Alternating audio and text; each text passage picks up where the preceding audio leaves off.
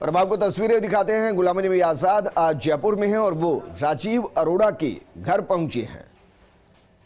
पूर्व राज्यसभा सांसद हैं गुलाम नबी आजाद।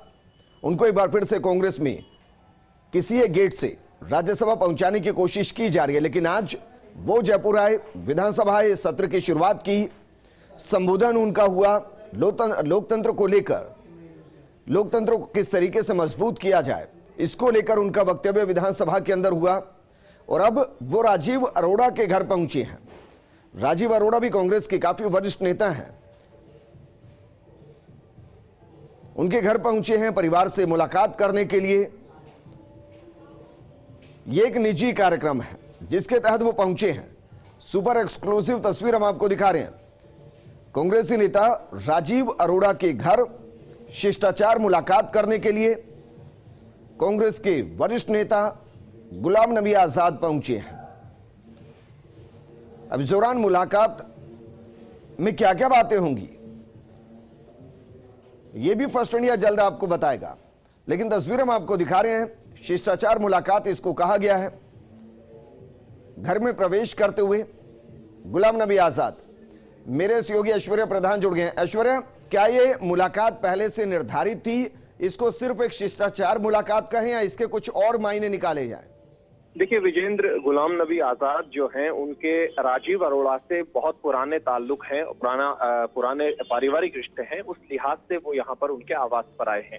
उनके आवास पर चर्चा चल रही है, बातचीत चल रही है। इस दौरान खुद राजीव अरोड़ा हैं और दूसरे गुलाम नबी आजाद हैं। हालांकि साथ में रफीक खान भी आए हुए हैं, जो कि उनके साथ प्रोटोकॉल के तहत बतौर विधायक हैं जयपुर के आदर्श नगर के, तो वो भी आए हैं। लेकिन फिलहाल गुलाम नबी आजाद और दूसरे राजीव अरोड़ा और उनका परिवार यहाँ मौजूद है। एक और अपडेट मैं बता दूं, यहाँ पर जी जो मौजूद हैं अभी पूरे पारिवारिक लोग ही मौजूद हैं और पारिवारिक लोगों की मौजूदगी में सामान्य चाय पर शिष्टाचार मुलाकात है। हालांकि स्वाभाविक तौर पर जब चाय पर चर्चा होती है तो सियासी बातें भी होना स्वाभाविक है। क्या गुलाम नबी आजाद आज ही दिल्ली के लिए रवाना हो जाएंगे? देखिए, रणदीप धनखड़ भी यहाँ पर पहुंच चुके हैं, अभी आए हैं और उनके साथ वो भी मुलाकात करेंगे। राजीव अरोड़ा के आवास पर धनखड़ अभी आए हैं और इसके बाद इनका वापसी का कार्यक्रम है। लेकिन फिलहाल जो इनकी मुलाकात है, चर्चा है, ये करीब आधा घंटे चल सकती है, आधा से पौन घंटे। चूंकि राजीव अरोड़ा इससे पूर्व में भी कई कार्यक्रमों में उन्हें बुलाते रहे हैं, ये पहली बार नहीं है। और दिल्ली भी जब राजीव अरोड़ा का जाना होता है तो उनसे मुलाकात करके आते हैं। जी ऐश्वर्या, इस दौरान कोई भी संभावना इस तरीके की मुख्यमंत्री से मुलाकात की जाए, मुख्यमंत्री आवास जाकर? देखिए, मुख्यमंत्री जो हैं उनकी तबीयत खराब थी पिछले दिनों, सभी को पता है।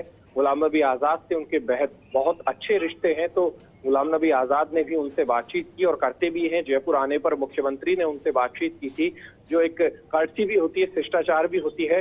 तो शिष्टाचार के नाते मुख्यमंत्री से बातचीत हुई।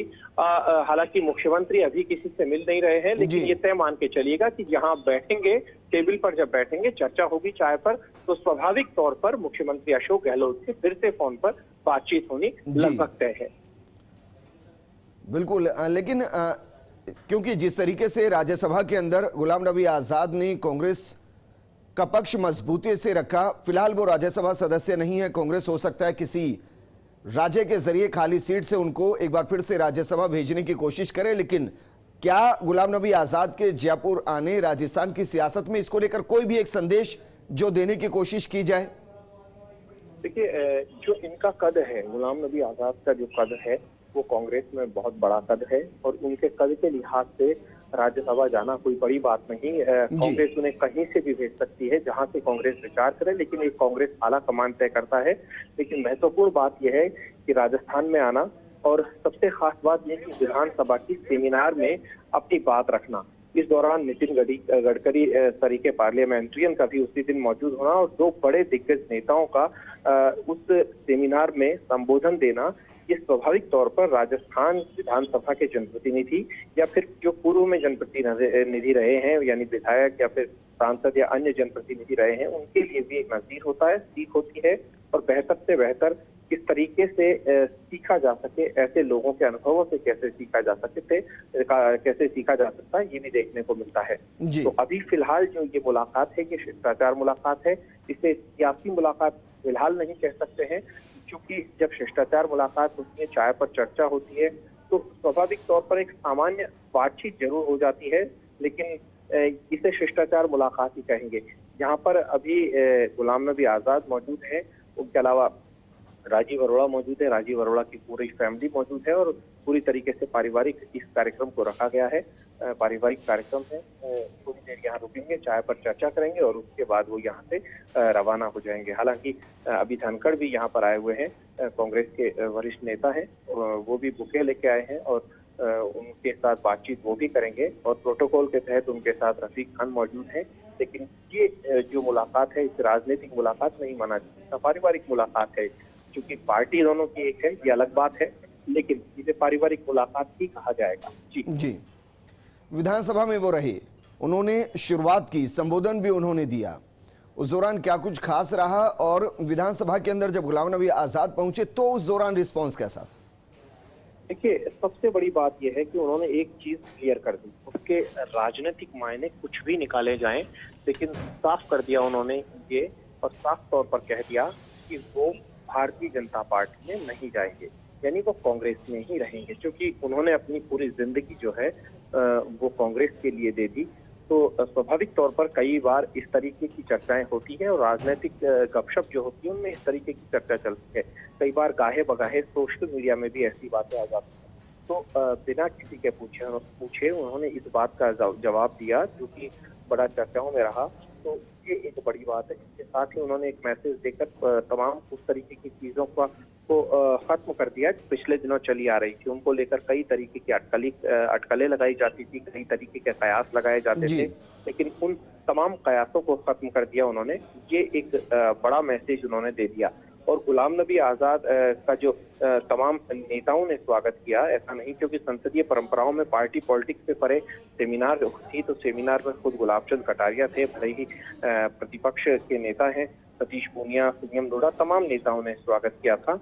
और सबसे दूसरी एक खूबी ये है कि गुलाम नबी आजाद को कई महकमों में बहुत अच्छी नॉलेज रही, लेकिन स्वास्थ्य महकमे में भी उनकी एक बेहतरीन नॉलेज है। मतलब जब सीपी जोशी अपना संबोधन दे रहे थे तो उन्होंने ये भी कहा कि जिलों में मेडिकल कॉलेज स्थापना की जो शुरुआत की गई थी, ये गुलाम नबी आजाद ने ही शुरुआत की थी, और राज्यसभा में विपक्ष के नेता के रूप में एक शानदार काम उन्होंने किया, उनकी जमकर तारीफ भी की। और सीपी जोशी ने ये भी कहा कि संसदीय लोकतंत्र मजबूत कैसे हो, इस पर फोकस करने के लिए ही चर्चा की जा रही है। और इसीलिए गुलाम नबी आजाद तरीके इतने बड़े लीडर हैं कांग्रेस के, जिनके पास एक पूरा एक्सपीरियंस है, उनका संबोधन यहाँ पर होगा, ये एक बड़ी बात हो जाती है।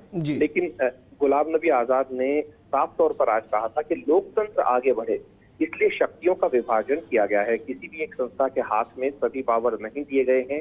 एक संस्था दूसरे संस्था के काम में दखल नहीं देती है। विधायिका, कार्यपालिका, न्यायपालिका अपने अपने काम करती है, और गलत ताकत के इस्तेमाल को रोकना इन संस्थाओं का काम है। ये चीज उन्होंने कही। उन्होंने कहा था कि कोर्ट हमारे द्वारा बनाए कानून की व्याख्या कर सकते हैं, लेकिन कानून नहीं बना सकते, सिर्फ लेजिस्लेटिव ही कानून बना सकती है। तो ये भी एक सीख थी उनकी, और सभी की भूमिका है। कार्यपालिका की अलग भूमिका है, व्यवस्थापिका की अलग भूमिका है, न्यायपालिका की अलग भूमिका है। तो इस तरीके की जो सेमिनार्स हैं वो इसलिए आवश्यक हो जाती है कि तमाम चीजों को लेकर जब बातें चलती है तो कुछ मंथन से निकल कर आता है, वो निश्चित तौर पर सियासी परंपराओं में, संसदीय परंपराओं में और सियासत में काफी लाभकारी भी होता है। और उन्होंने ये भी कहा था कि हजारों लेजिस्लेटर हैं इस देश में, जाने कितने लोगों को याद रखा जाता है, ये अलग बात है, सदन में पता नहीं लगे कि कौन बीजेपी का है और कांग्रेस का है। ये बड़ी बात उन्होंने कही कि जब आप जीत कर आते हैं, जीतने से पहले आपके सामने बीजेपी होती है, कांग्रेस होती है या अन्य पार्टियां होती है, लेकिन जब आप सदन में आते हैं तो सदन में बीजेपी और कांग्रेस की बजाय जनता के हितों पर बात हो, जनता से जुड़ी बातें हो, और जिनसे जनता को लाभ मिले और जनता के लिए ही हो, इस चीज पर फोकस किया जाए। ये एक बड़ी बात है। दूरियां जो है वो खत्म हो जाती है हार और जीत के साथ ही। जी बिल्कुल ऐश्वर्या, अमूमन हम देखते हैं कि जब कोई कांग्रेस का वरिष्ठ लीडर जयपुर आता है तो पीसीसी की तरफ से भी कार्यक्रम रखे जाते हैं, चाहे वो स्वागत कार्यक्रम हो या फिर अलग तरीके के। इस दौरान इस तरीके के कार्यक्रम दिखाई दिए पीसीसी की तरफ से, या गुलाम नबी आजाद ने अपने पूरे कार्यक्रम को अपने हिसाब से डिजाइन किया था? देखिए, सबसे बड़ी बात यह है, हालांकि गुलाम नबी आजाद का ये जो कार्यक्रम था, ये विधानसभा की ओर से उन्हें बुलाया गया था। स्वाभाविक तौर पर जब कांग्रेस के नेता हैं तो पीसीसी के पदाधिकारी उनका स्वागत करेंगे, जो एयरपोर्ट पर स्वागत किया। और फिर देखा जाए तो दूसरी तरफ विधायक भी हैं और कांग्रेस के नेता भी है, रफीक खान इनके साथ प्रोटोकॉल में मौजूद रहे। लेकिन एक इन्होंने बड़ी खास बात कही आज विजेंद्र, जो इन्होंने कहा कि अटल बिहारी वाजपेयी स्तरीय के लीडर का जिक्र करना, यही होती है संसदीय परंपराएं। जो उन्होंने कहा कि अक्सर हम एक दूसरे के चैम्बर में खाना खा लेते थे, जब वो प्रधानमंत्री बने तो सबसे पहले उन्हें ही मौका दिया गया था, ये उन्होंने कहा। ये बड़ी बात है। और उन्होंने उस वक्त ये भी कहा था, वाजपेयी ने जब प्रधानमंत्री थे, उन्होंने कहा कि ये बात मदन लाल खुराना को भी बताना, इस तरीके का जिक्र भी किया था। तो दूसरी तरफ गुलाम नबी आजाद ने जब आज अपना संबोधन दिया तो उन्होंने एक लेजिस्लेटर को अपने संस्थान की गरिमा कैसे बनाई रखे कोई लेजिस्लेटर, इस चीज पर भी फोकस किया, क्योंकि लेजिस्लेटर की महती जिम्मेदारी होती है कि संस्थान की गरिमा बनी रहे।